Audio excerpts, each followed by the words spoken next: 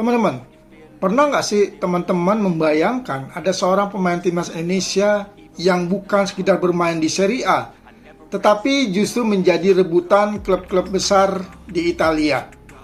Bukan pemain biasa, bukan sekedar pelengkap skuad, tetapi pemain yang secara khusus diminta oleh pelatih klub besar karena dianggap mampu mengubah kualitas pertahanan timnya. Dan yang lebih mengejutkan lagi, pemain itu adalah kapten timnas Indonesia, Jay Ises. Ya teman-teman, belum lama ini Jay Ises bergabung dengan Sassuolo. Belum lama ia merasakan kerasnya persaingan Serie A musim lalu. Namun kini, namanya justru mulai menjadi pembicaraan serius di bursa transfer Italia. Fiorentina menginginkannya, Lazio juga mengawasinya. Dua klub besar dengan sejarah panjang di sepak bola Italia kini sama-sama menaruh perhatian kepada pemain yang mengenakan ban kapten timnas Indonesia. Pertanyaannya sekarang, apa yang sebenarnya terjadi? Mengapa Jay Ises tiba-tiba menjadi rebutan? Dan apakah ini pertanda bahwa karir sang kapten Garuda akan naik ke level yang lebih tinggi lagi? Hari ini kita akan membahas semuanya. Dari alasan mengapa Fiorentina sangat menginginkannya, mengapa Lazio ikut masuk dalam perburuan, hingga bagaimana transfer ini bisa mengubah masa depan Jay Ises dan bahkan mengubah cara dunia memandang sepak bola Indonesia. Sebelum kita masuk lebih jauh, jangan lupa dukung channel Irfan dengan menekan tombol like, subscribe, dan nyalakan lonceng notifikasinya agar tidak ketinggalan kabar terbaru seputar timnas Indonesia dan para pemain abroad kita. Mari kita mulai. Teman-teman, kalau kita mundur beberapa tahun ke belakang, mungkin tidak banyak yang menyangka bahwa Jay Ises akan berada di posisi seperti sekarang ini. Perjalanannya tidak instan, tidak penuh sorotan, tidak langsung menjadi bintang. Bahkan saat pertama kali namanya mulai dikaitkan dengan timnas Indonesia, masih banyak yang belum mengenalnya. Namun, perlahan semuanya berubah. Jay Ises menunjukkan satu hal yang sangat penting dalam sepak bola modern: konsistensi, dan dia bukan pemain yang mengandalkan sensasi. Bukan pemain yang viral karena satu pertandingan bagus. Dia berkembang sedikit demi sedikit, pertandingan demi pertandingan, musim demi musim, sampai akhirnya berhasil membangun reputasi sebagai bek yang bisa dipercaya. Dan ketika berhasil masuk ke Serie A bersama Sassuolo, tantangan sebenarnya baru dimulai. Karena Serie A bukan liga biasa. Ini adalah liga yang selama puluhan tahun dikenal sebagai sekolah terbaik bagi para pemain bertahan. Di sana ada tuntutan taktik yang sangat tinggi. Kesalahan kecil bisa dihukum dengan gol. Kesalahan posisi bisa menjadi bencana. Dan untuk seorang bek, tekanan seperti itu sangat besar. Banyak pemain gagal beradaptasi, banyak pemain kesulitan untuk berkembang. Tetapi Jay Ises justru menunjukkan hal yang berbeda. Dia mampu bertahan, mampu beradaptasi, mampu bersaing, dan sekarang hasil dari semua kerja keras itu mulai terlihat. Menurut laporan media Italia, Fiorentina Uno, pelatih baru Fiorentina, Fabio Grosso, secara khusus meminta manajemen klub untuk mendatangkan Jay Ises. Perhatikan baik-baik. Ini bukan sekedar nama yang muncul dari hasil rekomendasi agen. Ini bukan rumor asal-asalan. Ini adalah permintaan langsung dari pelatih. Artinya, Grosso melihat sesuatu dalam diri Jay Ises, sesuatu yang dianggap cocok untuk proyek yang sedang dibangun Fiorentina. Fabio Grosso ingin membentuk tim yang lebih solid, lebih kuat, lebih seimbang, dan dalam pandangannya, Jay Ises adalah salah satu pemain yang mampu memberikan itu. Mengapa? Karena Jay Ises memiliki kombinasi yang sangat dibutuhkan sepak bola modern. Dia kuat secara fisik, dia disiplin bertahan, dia tenang saat menguasai bola, Dan yang paling penting, dia mampu membantu membangun serangan dari belakang.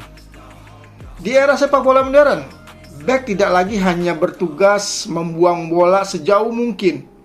Bek sekarang harus bisa memulai serangan, harus bisa membaca permainan, harus bisa mengambil keputusan dengan cepat. Dan Jesus memiliki kualitas itu. Inilah yang membuat Fiorentina tertarik. Namun cerita tidak berhenti sampai di situ. Karena Fiorentina ternyata bukan satu-satunya klub yang menginginkannya.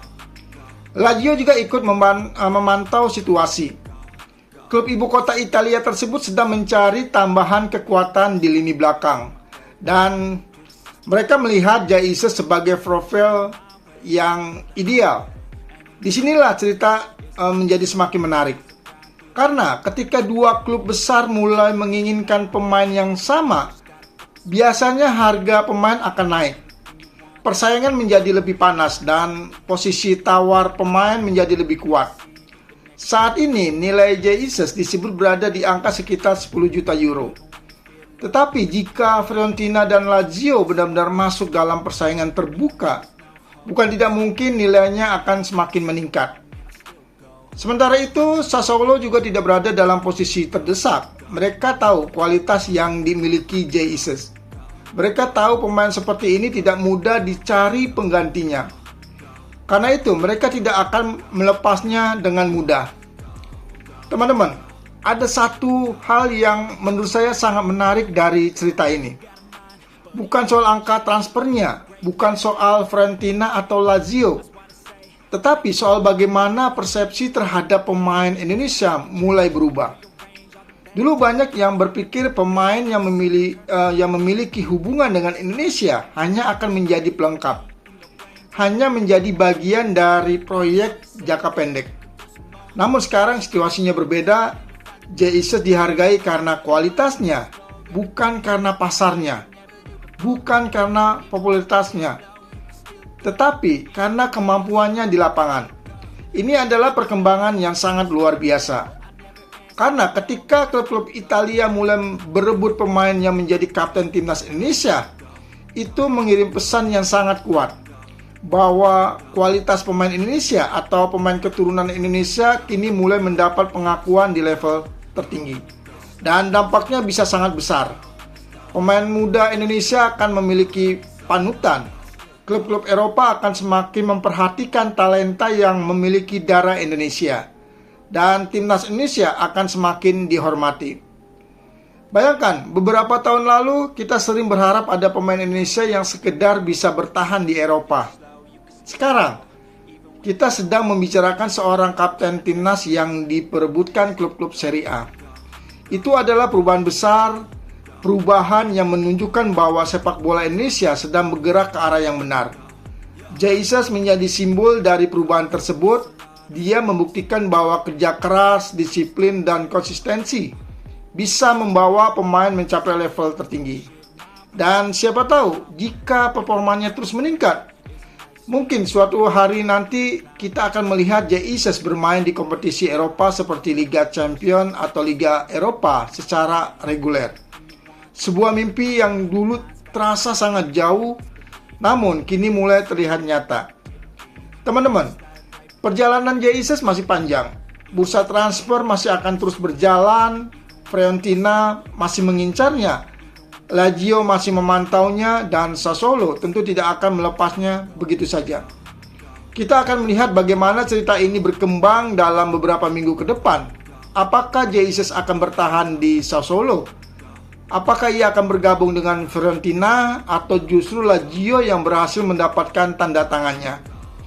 Yang jelas satu hal sudah pasti, Jesus sedang menunjukkan kepada dunia bahwa pemain yang menjadi kapten timnas Indonesia mampu bersaing di level tertinggi sepak bola Italia.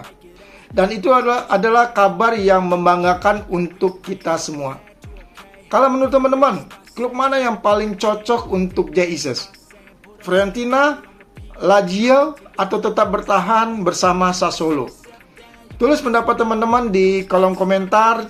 Jangan lupa tekan tombol like, subscribe, bagikan video ini kepada teman-teman pencinta sepak bola Indonesia, dan nyalakan lonceng notifikasinya agar tidak ketinggalan update terbaru seputar timnas Indonesia dan para pemain abroad kita. Sampai jumpa di pembahasan berikutnya. Salam olahraga, salam sepak bola Indonesia.